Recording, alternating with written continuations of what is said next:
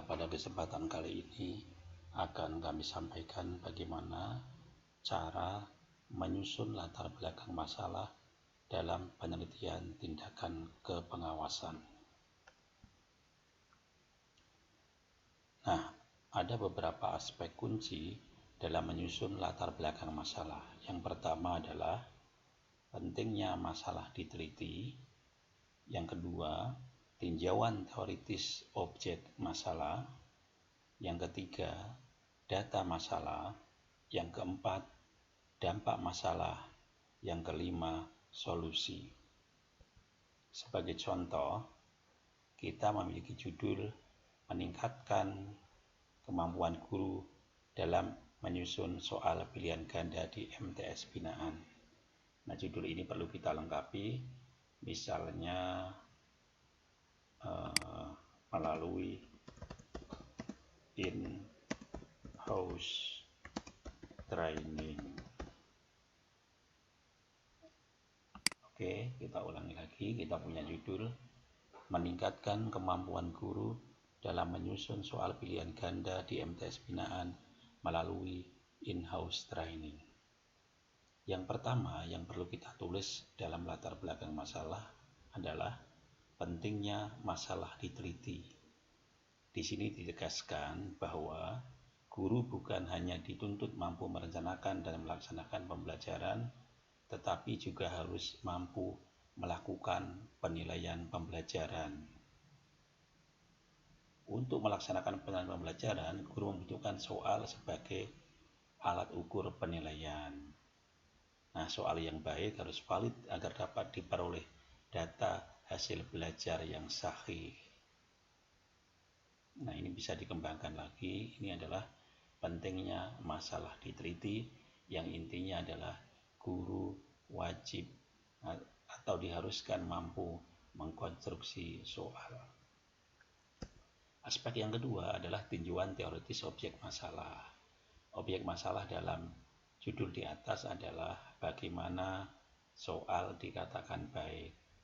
Nah, soal dikatakan baik itu menurut Suharsimi jika memenuhi validitas isi dan validitas konstruk.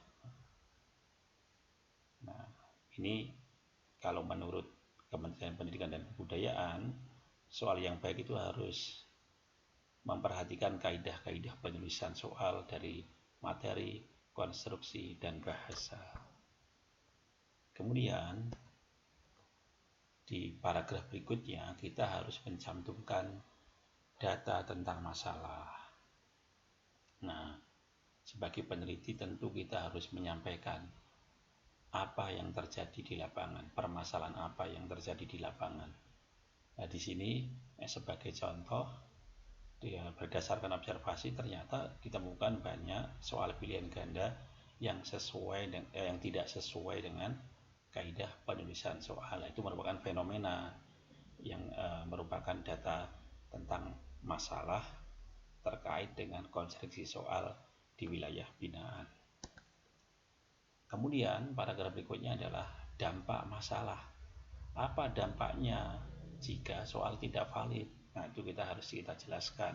Oh, ternyata kalau soalnya tidak valid, maka tidak bisa mengukur hasil belajar siswa dengan tepat, sehingga tidak mengetahui apakah hasil belajar sesuai harapan atau belum. Kemudian di paragraf akhir kita harus menyampaikan solusi. Nah, solusinya apa? Oh, ketika guru-guru tidak mampu menyusun soal pilihan ganda dengan bagus, maka perlu dilakukan upaya in-house training sebagai sebuah solusi. Nah, dari 5 langkah tersebut, maka kemudian kita membuat closing statement bahwa peneliti penting untuk melakukan penelitian dengan judul meningkatkan kemampuan guru dalam konstruksi soal pilihan ganda melalui in-house training.